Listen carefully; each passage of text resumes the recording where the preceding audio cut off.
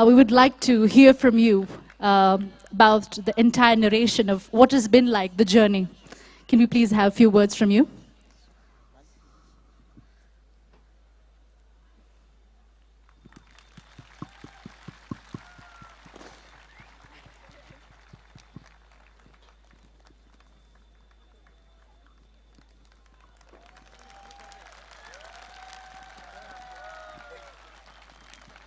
Thank you, Asha ji, for your irrational support for the Tibetan people.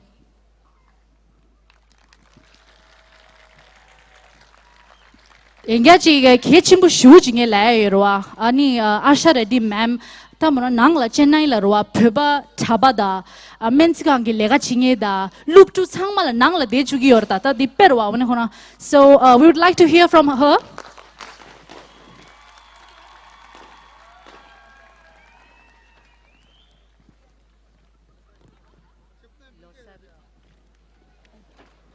Do I have to switch this on?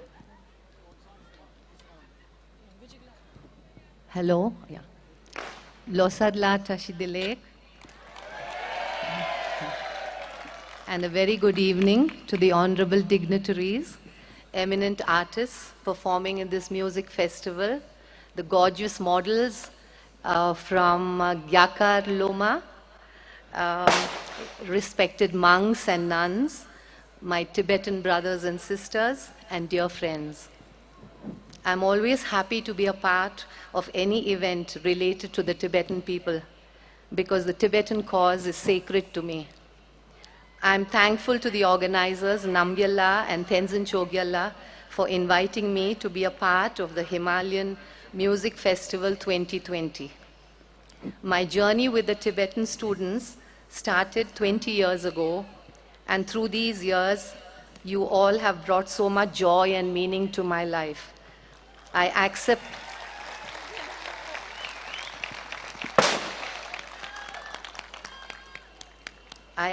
this honor with great humility and a greater sense of responsibility. Thank you, Namgyala. Thank you, Chogyala. I have known Namgyala for many years now. He is not only a fine Tanka artist, but a sincere, unassuming, and kind human being. The organizers, Brothers Entertainment, have taken on this important task of bringing together various artists representing the Tibetan cultural belt.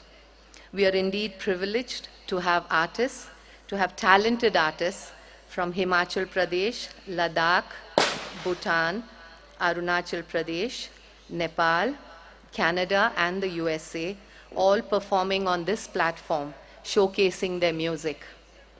Music is an expression of the soul, transcending barriers of language and religion.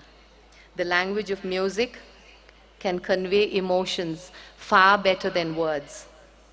At a time when the Tibetan culture is being systematically decimated, music festivals like these help to preserve culture, identity, and dignity. Music connects different cultures and people and helps us appreciate and respect those who are different from us, which is putting into practice the message of His Holiness. Every time I visit a Tibetan settlement, I remember the early Tibetan refugees who came to this land and worked tirelessly to make this their home in exile. Today, this settlement, full of monasteries, schools, hospitals, and homes, is the fruit of their hard work and sacrifice.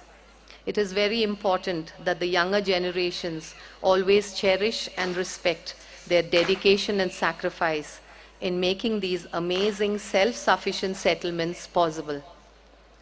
India, we know, is the land where the Buddha was born and the seeds of Buddha Dharma were sown.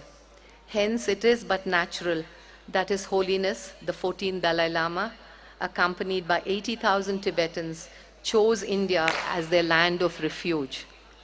During these 61 years in exile, a beautiful bond of mutual love, respect, and brotherhood has blossomed between us. The Tibetan people, bringing with them their Buddhist values of compassion and humility, have endeared themselves in the hearts of every Indian. Thank you, Your Holiness, for choosing to come to India and blessing this land with your presence. I now conclude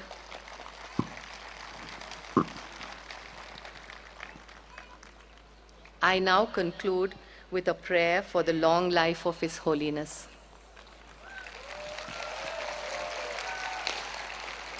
Ghangri rawe korwe shingam ther, penda dewa malyu jungwerne, chenrezik wang tenzing yatsoi, shape site bhatu tengyor chik. Jai Hind, Bhogyalo. Thank you, ma'am. Thank you. That was a lot of love and support from you.